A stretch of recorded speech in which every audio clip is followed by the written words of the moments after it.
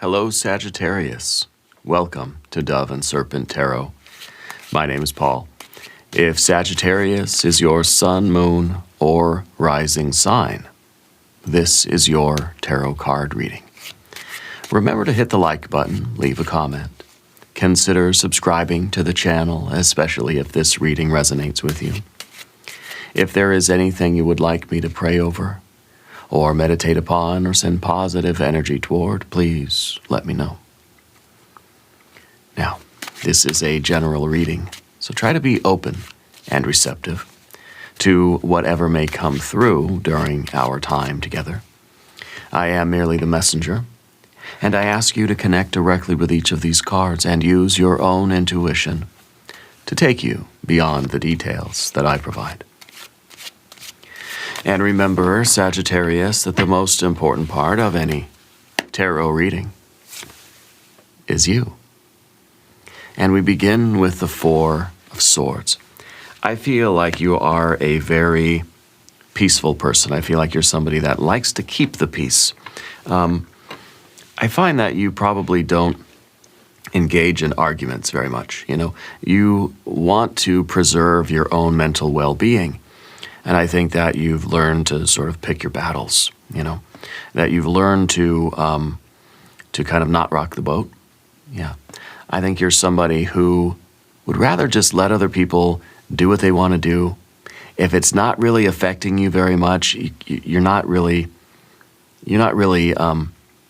required to argue over it. You don't have to sort of, battle with somebody. So you're pretty easygoing, yeah. Maybe at certain points in your life you had a bit of a temper. And it may be that there were times where you would argue over anything, for any reason, right? But now it's just kind of like, my mental well-being, my peace is way more important than being right, or than having to sort of, to argue and to debate or to convince somebody else that you're right. You'd rather just let it go. It's not really a big deal for you. Most things, right? So we need to put this card into a little bit of context, okay? Let's step into the 11 stations of the Dove and Serpent spread. Each one reveals a different facet of your current path, your power, your potential, and the shadows, right, that you're trying to integrate. So, context. Let's see what we have. Four of Pentacles. Good. Stable mind, stable body, stable house, right? Getting your house in order, preserving boundaries, mental boundaries, physical boundaries. We have the Devil energy. There's your superpower card. There's the Queen of Wands, which represents the Sagittarius energy in action, okay? We have a 9 of Pentacles and a 10 of Swords. We have an 8 of Pentacles. We have an Ace of Cups in the environment.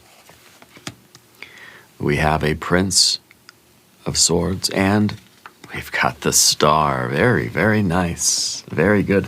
Let's select the mystery card, bonus card, confirmation card. This is a random card from the Smith-Waite Tarot. This is the factor infinite and unknown. We're going to set it down over here with, let's go with the 8 of Tentacles, our little octopus friend.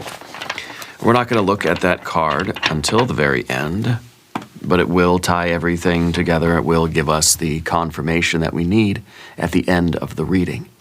If at any moment during this message you feel like you might know what that card might be, put your prediction in the comments below the video. Okay. Now, as we look around the room, we see two major arcana energies. We see the Star and the Devil. We've got fire back here. And then we've got water and air and earth. Okay, so the fire's in the background. Yeah, and the water is here in the environment. It's something that maybe you're looking for out here somewhere. Let's talk about our first card again. This is the station, first position, represents where you are now. The ground beneath your feet, the energetic signature of the current moment, okay? Reflects your consciousness right now. And this is, again, this is one of sort of self-preservation. This is one of mental fortitude. This is the one that says, I'm instead of getting involved in the fight, instead of speaking up and arguing, I'm going to breathe, I'm going to meditate, I'm going to shut down a little bit, I'm going to isolate, I'm going to put on my headphones with my music, and I'm just going to do something else to calm myself down, to make sure that nothing interrupts the mental fortitude. This is a magical circle of protection that is around you, okay? This is a very good thing. But it makes me wonder if we're avoiding confrontation, or if we are, you're sort of trying to deal the best way you can with a not so good situation. Okay? Because this is kind of like, there's a reason why. If you're doing breathing exercises and trying to calm yourself down and trying to be mentally fortified, it must mean that there's something coming in that you don't want. So are you in a situation now where you feel like you're doing these kind of, maybe grounding type of exercises quite often, right? If this is your consciousness, your momentum, or like the kind of the general trend of your energy right now, the Four of Swords is one that says there's a lot of stressful stuff going on, and you're trying your very best to just not let it bother you. It's like we're just breathing and counting to 10 so we don't get angry. Breathing and counting to 10 so I don't get upset, I don't get stressed out. No stress, no stress, no stress. If you find you're doing that very often, maybe it's time to look around and be like, well, what the heck is so stressful out here that I'm always counting to 10? So we need to look at that. Now, the Four of Pentacles is the battle. It's the card of it's position 2. It's the battle. It's the obstacle, the challenge, the test, the friction, right? The force that sort of pushes back when you try to grow. And this is, sometimes this is isolation.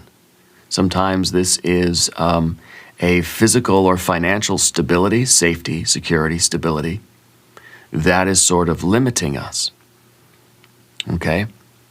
This is someone that doesn't want to rock the boat at work because, it's paying the bills. It makes sense. Again, this isn't bad energy at all. It's just trying to give you a reflection of where you are in your life right now. And maybe the battle here is, or the friction here is that there's something inside of you that wants to move past this. There's something inside of you that doesn't want to just try to deal with the stress and be okay with the situation, because it's providing something for you, some kind of security that you need. Maybe it's a relationship, maybe it's a job, maybe it's the book club, whatever. Friendship, maybe. Okay. It tells me that you're putting up with a lot of stuff just because this situation gives you something that you sort of need. Not everything you need. It's a 4, it's limited, right? And so with the battlefield here, it's kind of like, we're trading security for fulfillment. We're trading safety and stability for passion and for adventure and for, creativity. That devil energy under the surface. Yeah. I feel like, let's talk about this. This is our third position. It's the soul. It's your deepest truth, right? Devil card. And this is something your soul already knows. It's something that you kind of feel inside of you. It's that wisdom inside of you. It is buried underneath the noise, underneath the fear, underneath the conditioning. Okay? So this is really what you're resisting. You're trying to keep this goat chained up inside this fence, keeping it inside the barn, keeping it inside the chain link fence around the yard. And, there's a restriction there. So the goat's starting to get a little restless. It's starting to butt up against the fence, and it's going to get entangled into some fences. And so it may be even with this card that you kind of feel as if your temper is a little bit, not like you're short-tempered, but you find that you're more and more often having to do the breathing exercising and, the calming, the counting to 10, the calming yourself down. Because it feels like you're not really getting more fortified. You have certain tools and habits and skills that you've learned about how to control your energy and calm down. Yes, it doesn't mean that you're any better at not letting those things affect you. right? When is the day where you don't need the tools?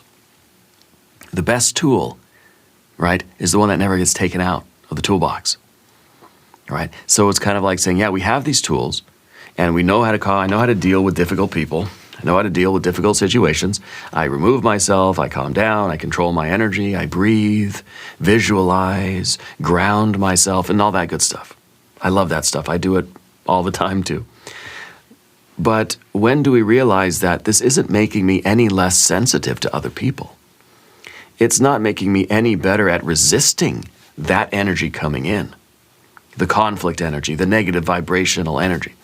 It's just making me good at dealing with it when it does come in, but it's not actually preventing it from getting in. Because if it were, I wouldn't need the tool. If it were, I can interact with somebody, a conflict, a high conflict, low vibration person, and I wouldn't need the breathing exercises. I wouldn't need to go meditate for half an hour and isolate myself and calm down, I wouldn't need to sort of, give myself a timeout. Okay? So I feel like there's a sensitivity that's increasing. And maybe we're feeling like, okay, wow, people are just getting more difficult. But I wonder if that is just because there's some restless part of you that wants to get out of this type of situation, this very limiting situation or this dynamic, right? Because this is like that part of you that's trying to guide your life. This is a devil card. This is a creative energy. This is an engine. This is a car's engine, right? That's just revving, revving, revving. And if you ignore it, it's going to rev louder. If you ignore it, it's like a cat. It's like when you ignore your cat and they start knocking stuff off your coffee table or your nightstand or your mantle or whatever. It's like that. It wants your attention. There's that part of you that wants attention. And the longer we sort of, I guess there's a lot of conflict, high conflict people today. I got to breathe more. I got to count to 10 more often. That's us calming down this sort of beast within us, this engine that wants to create, that wants to be let out of the pen. This is our driving force. It's the creative drive, the pleasure drive, and the aggressive drive. Okay? Creative drive has to be number one, has to be top of the food chain. Okay? And that's the drive to generate something beyond ego. Create something lasting, create something that's going to improve the quality of life for yourself and others, that's going to alleviate suffering for yourself and others, right? You're generating something, you're creating something worthwhile, something meaningful, something that speaks to your soul. That is the creative drive, and that has to be served by the pleasure drive and the aggressive drive. And if we ignore the creative drive, the aggressive drive is usually the one that's going to come out a little bit more forceful and say, okay, let me knock on the door, And then it's kind of like the three little pigs, but instead of being three pigs, it's like three wolves. Each one has a different way of getting through the door of the pig's house, kind of a reversed fairy tale here. And so the aggressive drive will come out, and it's kind of like, the creative drive says, hey, let's go do this because it's a good thing to do. Yeah, we'll make something, we'll create something. It'll be good. It's a good thing to want to do. Let's go create, right? And then the pleasure drive, maybe we'll knock on the door next, knocking on the door of your energy, your fortification. And the pleasure drive will say, come on, let's go do something. It's going to feel good. Let's go do something. It'll be very positive. It'll feel pleasurable. We'll have fun. It's nice. You'll feel better. And then we still sometimes don't listen. And then the aggressive drive comes out and says, let me knock on the door. And it's going to bang on that door to the point where we're like losing our temper at people. We're shaking our fists at other motorists on the road. We're yelling at people that we really care about. We're kind of coming unhinged a little bit. And so it may feel like you're sort of running to the meditation room to do your breathing exercises like every 5 minutes, And it's not that the people at work have changed. It's just that there's something in us that wants to be let out, to go do something else, to go have some kind of a fulfilling climb up the mountain. Yeah. And so this is something that's begging for your attention. You got to listen to it. You got to listen to it. The creative drive needs the pleasure drive and the aggressive drive. You have to be willing to kind of like insert yourself into life. And maybe aggressive drive isn't the right name for it, but it's your sense of agency. It's your sense of confidence that you want to go out and you feel capable of acting out into the world and doing something, right? The pleasure drive is saying that you want that something to feel good. And of course, the creative drive is kind of using those other two as allies in order to create the best life, to create that life that you really want. Okay. And so if we're not doing any of that, then this energy is going to act under the surface and it's going to cause problems in your life. Okay. It is going to, it's kind of like it's that force that you feel pushing back, and you might be attributing it to other people out in the world are just high conflict people. High conflict, low vibration people. Okay? And it really is because we're getting more sensitive to those people. They probably still are high conflict and low vibration, right? Maybe, maybe not. The point is that we're getting more sensitive to that. It's becoming more and more difficult for you to deal with those kind of people, okay? Because there's something else going on. Now, in the background, we have, this is position 4. It's the dwarf position, the small self. This is what's operating in the shadows, small patterns, habits, insecurities that nibble away at your power, okay? Shouldn't be your dwarf card. This is your power card. This is your true self. This is you. This is you as a powerful, creative, confident, independent, upright kind of being, fully in your power, right? Fully in your spiritual self, the best version of yourself. Why does this feel like it's the small self? Why does this feel like it's hidden away somewhere? See, so there's a clue there. This is also a queen, and the queens are dealing with the past. So this is talking about your ability to let things slide. Doesn't seem like it with the Queen of Wands, right? But this is as maybe slipping into the shadow side of the Queen of Wands, is too forgiving, right? Too easy to let things go. Too almost like don't even notice when people are taking you for granted. Doesn't even notice when people are being mean to you or unkind to you. Just kind of lets everything go.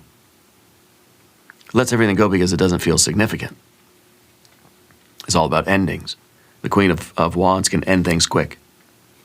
Can let things go. Somebody slights you, wrongs you, cuts you off in traffic, and it may just be, you don't even notice it. It's not even a problem. But the problem is that energy still registers.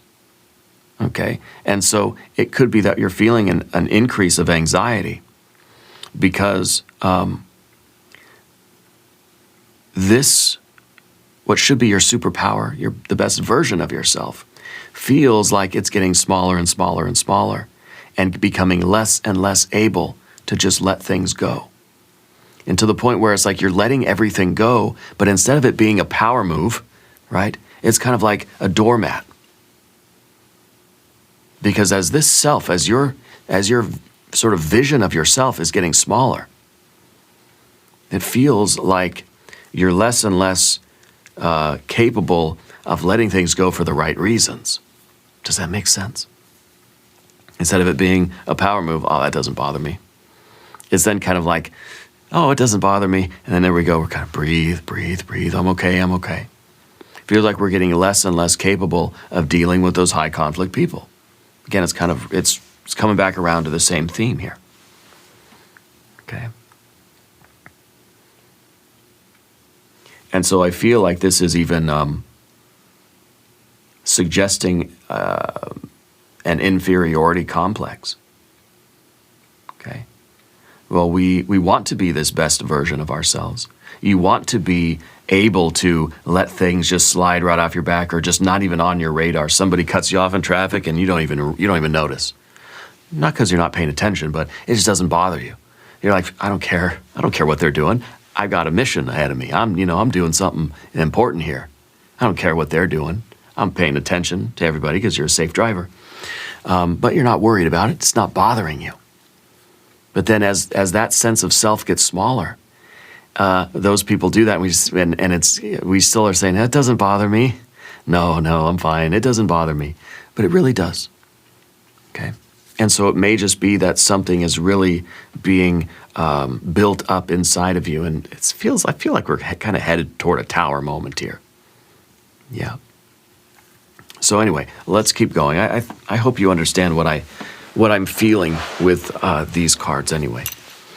The next card is the Giant, the higher self, the dormant power that's within you. And this is the sleeping giant, the higher aspect waiting to be fully awakened, the divine capacity that you haven't fully claimed.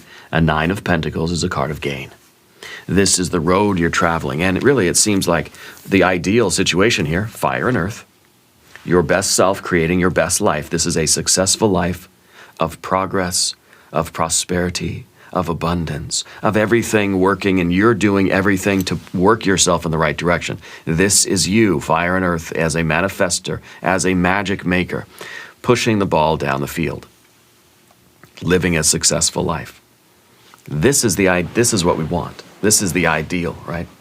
And that's why this is at the top of the path, because we're trying to do that, but meanwhile, we feel like it's getting more and more difficult to do that.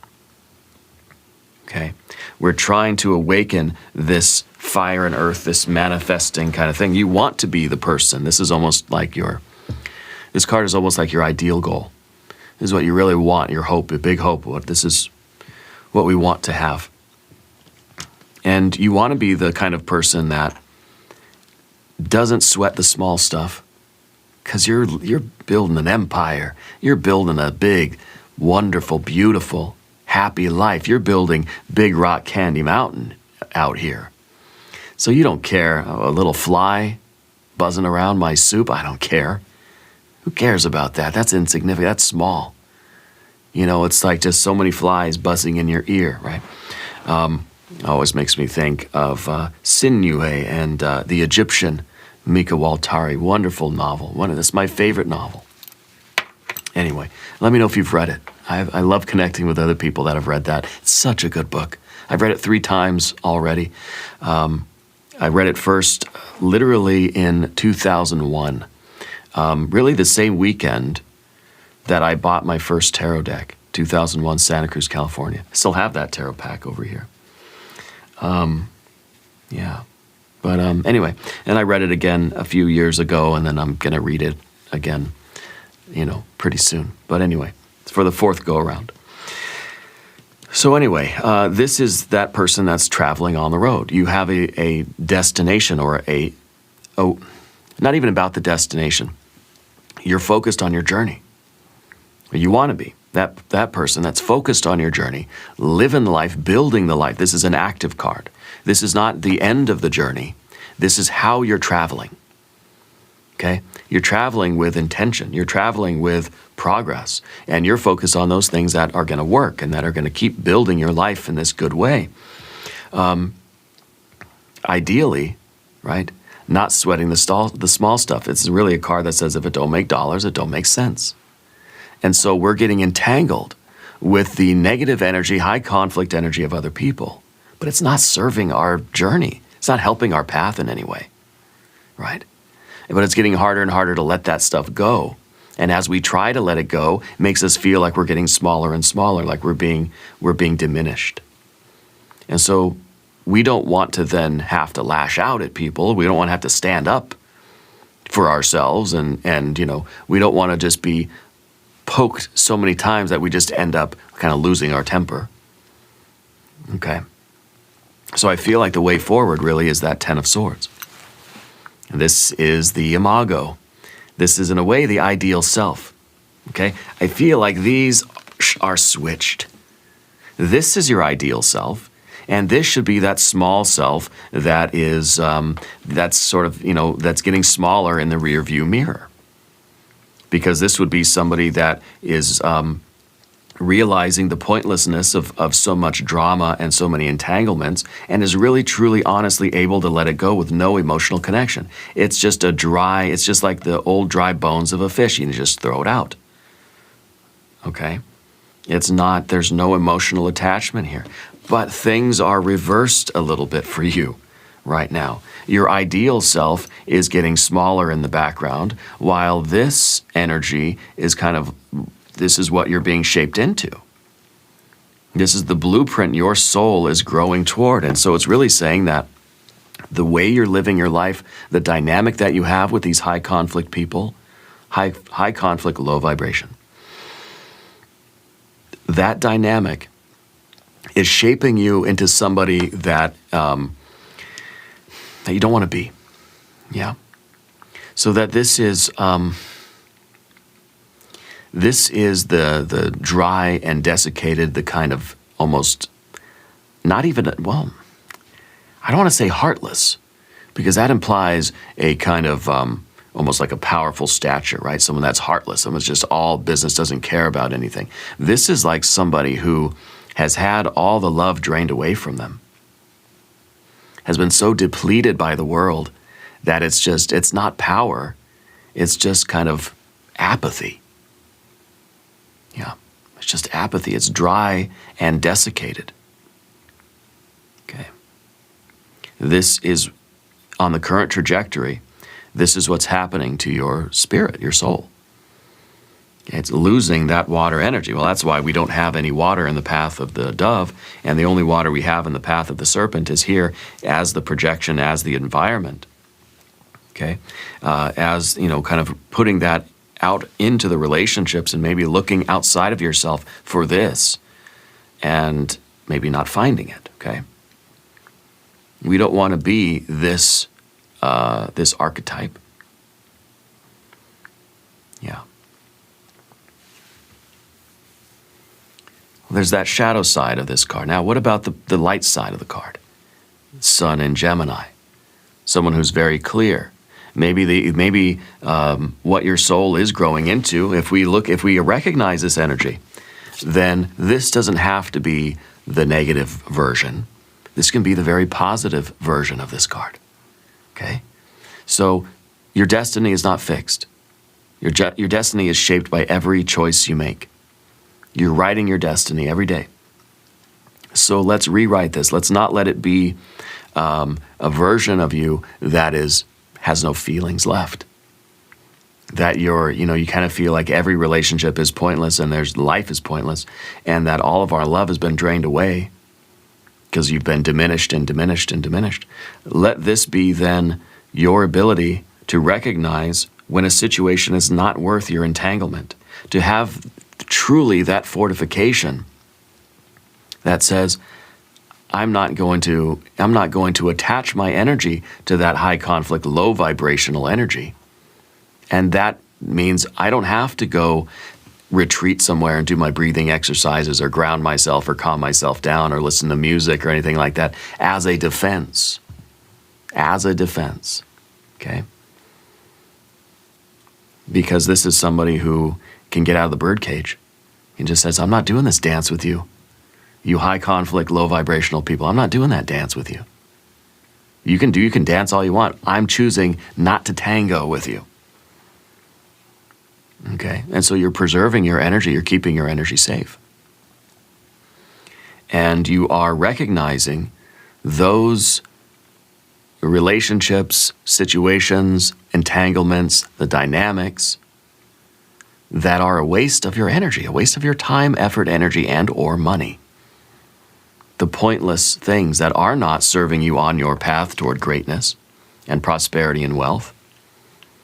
Okay? That's the kind of person that you want to turn into. This is the image of your future self, right? One that can recognize a situation for what it is and doesn't have to put any of their own energy into it. Now, you may have to still deal, maybe you have high conflict and low vibrational people at work, at home, at school, family, friends, whatever, right? You may still have to interact with those people, but you don't have to let them, energy vampire, you don't have to let them drain your energy away. You don't have to let them kind of ruin your good mood, you know? You ever have a day where you're just so happy? You're jumping for joy, but then you meet with some certain people and they just drag that energy down, and then before you know it, you're miserable. And you're just like, man, I was having such a good day. And then I went and talked to this person and I'm having a miserable day. Why? Because they're having a miserable day. They came at me with all this negative energy and now I'm negative. That's what we're talking about, okay? That's what we're talking about. And that's kind of the devil in here too, in a way. Because then we find that we're taking on those feelings, attitudes, behaviors, the beliefs and values of that high conflict, low vibrational person. But we don't want to be that way, right? We don't want to be like that. You've got bigger things to do in your life. So the Ten of Swords seems to be an option here, a choice, yeah. Let's talk about the path of the serpent. As we do this, I would like to ask for your subscription. If you haven't subscribed, please do. Readings are totally free. Your persona, general energy, the Eight of Pentacles. This is the mask. This is the mirror. It's how other people perceive you, okay? And this is an image that you're curating. And people see you as a very patient, a very tolerant person, a person that they can come to with their problems, a person that kind of always has something to offer. If anybody needs something, you're the resource. It's like an apple tree in the middle of the neighborhood. Any kid can come by and say, I'm hungry, I need an apple, there's an apple, okay? And this is a wonderful way to be. This is a gift, right? Your patience for other people. But I feel like too much of that patience and tolerance and offering to other people, being that resource for others, is diminishing you. It's making you feel small. It's wearing you thin. Okay? So as the persona, we ask, if this is a strategy of some kind, if this is some kind of an armor, if this is the way that you've always protected yourself by kind of trying to please everybody or trying to be everybody else's friend, trying to be there for everybody else, And meanwhile, you're being very much affected by their high conflict, low vibrational energy. I feel like people come to you. If they have an issue at work with somebody else, they're going to come to you and tell you all about what, Larry over in accounting did that day, that it's kind of going to be, you're there for them to unload. You're the big tree of shade that they can come and rest under and pluck an apple, I guess, when they need to, when they're hungry, right? That they can always come and drink from your well. And maybe it feels like you're being taken for granted, or you're a little bit of a doormat for some people. For those high conflict, low vibrational people, the people that find drama and conflict and negativity and criticism everywhere. And then they come with their energy and they start telling all this stuff to you, and you're absorbing all that negative energy. They're not talking about you. They're criticizing Larry in accounting, but their energy, it's doing something to you unconsciously. It might as well be as if they are criticizing you. Because your body, your soul doesn't really care about the words, cares about the frequency. And you're absorbing that frequency. If you're sitting there listening to somebody else unload all their stuff on you, you're absorbing that frequency of energy. Okay? Even if consciously they're not talking about me, they're talking about Larry or Sally in accounting. It doesn't matter. Okay? It doesn't matter. It's affecting how the tree is growing, really. Okay? The next card that we have is the position of the shadow. So this is sometimes a hidden fear. Sometimes it's the wound beneath the wound. It's the part that we may avoid looking at. Okay, it's something unacknowledged. And it may be a projection. And it may be that we like to be a resource for other people. We like to share. You like to be there for other people and be the one that people lean on, or be the one that people can kind of come to for shade, for comfort, or to sort of vent or unload. Because maybe it consciously, or maybe it's kind of an unconscious thing, it feels as if that's them appreciating you and loving you. Okay?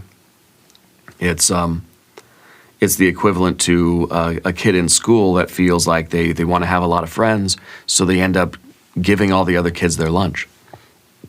Hey, I got some, my mom made me a peanut butter and jelly, do you want it? And the other kid says, oh yeah, thanks. And then it's kind of like, wow, that kid likes me, that kid's my friend. Because I gave them, so we're kind of buying friends. Okay? And I'm not saying you're like an elementary kid, but it's the same kind of dynamic.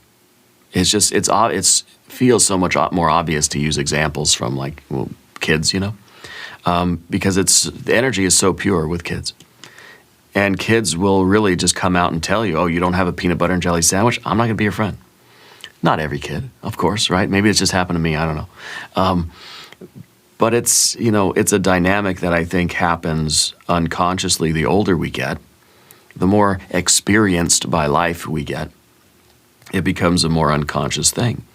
Where then we feel like as long as I'm giving something to everybody, then everybody's gonna be my friend and I'm valued, I'm needed, I'm wanted.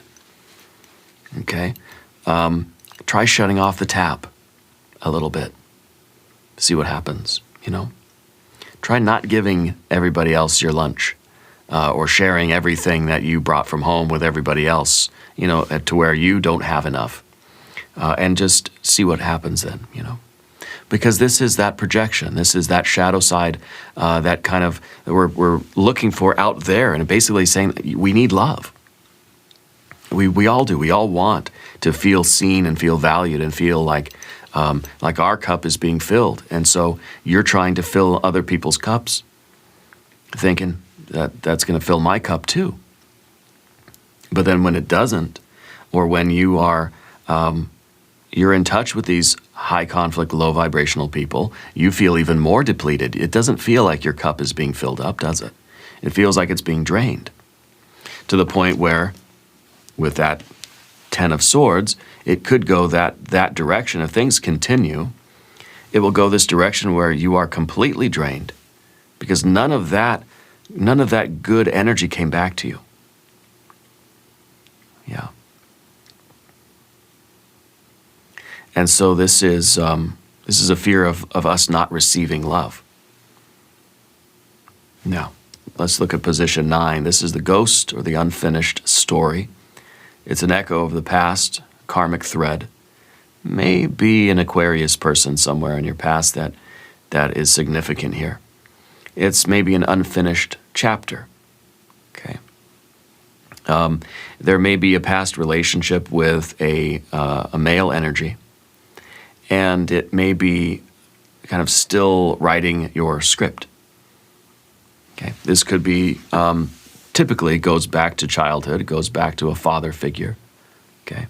Or it goes back to an early romantic relationship where maybe it seemed as if your love that you would receive was contingent upon what you offered the other person, or what you were able to do first.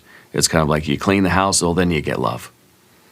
Okay? You bring home a good grade, oh, then you get praise. Okay, that it was always contingent upon you doing something, or even enduring something that was stressful on your nervous system, very taxing to your nervous system. Okay, and so you may have endured a lot of high anxiety situations in order to get that feeling back that, okay, somebody appreciates me, somebody loves me. Okay, this is an unfinished story there somewhere. And so I feel like it's kind of playing out now in what feels like a work situation for you. Or it doesn't feel like family, it feels like colleagues of some kind. It's just high conflict, low vibrational people.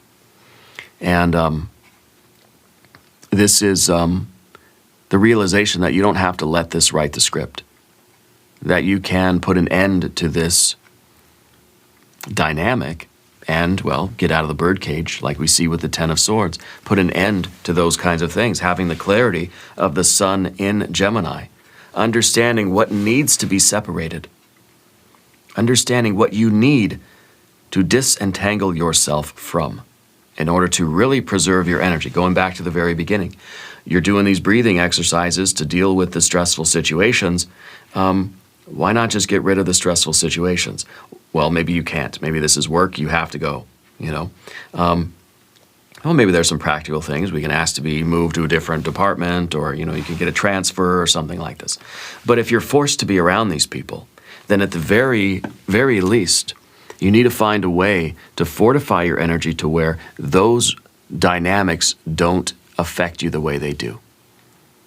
Distance yourself from that person every time they try to corner you and tell you about what Larry or Sally did in the accounting department and how they made their life miserable. Maybe you can say, oh, gee, look at the time. I got to go. I can't do this right now. Or maybe just come right out and say, look, I don't want to hear about it. It brings me down. I don't want to hear about it. Okay? But understanding what entanglements are not worth your energy, because again, you're trying to do manifesting, you're trying to go from fire to earth, you're just trying to live your life and build your profitable, prosperous, abundant life. You want to be this person doing this work, right? You got to follow your star. The destiny position, position 10, this is where you're headed, this is your highest potential, okay? And to reach your highest potential, you have to allow that divine light to shine inside of you and show you where some of these blockages are. So show you where some of these entanglements are, okay? Your destiny isn't fixed.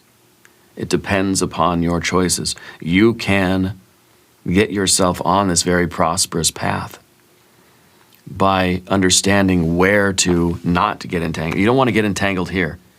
You want your energy to go this way, and you will build yourself up, and you will gain not love from outside necessarily, but you will find a love and appreciation and a gratitude for yourself, that you love yourself first, and this self will grow in stature once again on this path. We got to avoid this path. We don't want this. We want to get away from the entanglements that are draining you and desiccating your spirit. Okay. This card is the card of destiny. This is the star. This is you. This is your destiny. Okay. And this kind of like, it's a reminder, yeah, that you were born for more. It's a reminder that your destiny is a spiritual, cosmic destiny. Okay? You start looking up. Look up at your star, rather than looking down at all these just meaningless, dramatic entanglements. They're all kind of a waste of time, a waste of energy. They're pointless. This card, right, shows all these swords here. None of them have a point. You're embroiled in all this drama, all these entanglements. What's the point of any of it? What is it doing other than draining your energy and your time, your effort, and maybe even your money? Follow your true destiny. Follow your star. Point yourself at your North Star, 0 degrees, true north, and go in that direction. And try to minimize any of those psychic vampires that they see you going forward. They see you going up and to the right. They see you succeeding in your life. And they creep out from the shadows and they try to latch on to your energy. Because they're jealous, because they need to feed on something. Okay? So people see you succeeding, and they're going to come out to try to interfere with that. They're going to try to corner you in the office. Hey, did you hear about Larry in accounting? Right? You're going up and to the right. You've got your trajectory. You've got your velocity and your navigation systems all locked in. Okay. There are people that will do that. When they see somebody who is succeeding or trying to succeed, they will find a way to draw them down, drag them down. Maybe they don't do it consciously. Doesn't really matter. You're not going to get angry at those people. You know, you're not going to bring them to some sort of justice. No, because it's not worth your time. If that's how you want to be, fine. You've got plans. Okay, let's look at our mystery card. This is position 11, the guide. This is your ally. This is the insight that's going to hopefully lead you forward, okay? It's the whisper of spirit. It's the inner voice or the omen, right? And it could come through a real person, or it could come through a dream, or some kind of sudden, gut feeling, or intuitive hit. It's going to be the next step. So what do you think it's going to be? I think it's going to be 2 of Wands. Big red X saying stop. What things do you have to stop doing? What things, it's like you're hitting this like America's Got Talent. You're hitting that big red X saying get off the stage. I don't know if that show's still even on the air. I used to watch it when Howard Stern was the judge, and I don't know. Not my thing, really. But anyway, I kind of feel it's going to be like some fire energy anyway. Some kind of fire. Let's see. Well, 2 of Pentacles, okay. A 2 of Pentacles is good. It's not the big red X that I was hoping for, but the 2 of Pentacles is good because it is a card of choice and it is a card of change. It's kind of saying we need to make different choices. It's harmonious change. What things in your life need to change for the better? Okay. This is about the twists and turns and the ups and downs of life, kind of reminding you that your destiny is going to be full of enough turmoil. Don't add to it by entangling or embroiling yourself in all this other nonsense. High conflict, low vibrational people. There's enough hardship out there. There's enough to worry about. There's enough to get stressed out about. Try to avoid any unnecessary bovine excrement. Yeah. And so this is about making better choices. Changing. We can't control other people. You can control what you do. You can control how you react and interact, and how you allow or don't allow energy into your space. Yeah. Now, these 11 stations tell a story, but the final chapter hasn't been written yet. You're writing it every single day. The dove invites you to surrender. The serpent asks you to awaken. Together they guide you toward transformation. If this reading resonated, don't forget to like, subscribe, and claim your role as a magic maker in the comments down below. You're not alone in this path. We're building something sacred here. And we're going to do an extended reading. If you want to stick around for that, we'll do an I Ching hexagram. We'll explore some oracle cards. There's a link in the corner up here. There's a link in the video description. New readings for Sagittarius Tuesdays and Fridays. Be sure to watch both readings. Subscribe to the channel if you haven't yet. Leave a comment and let me know where in the world you are watching from. I want you to know that you are the most important part of Dove and Serpent Tarot. I thank you and I love you. And we are all in this together.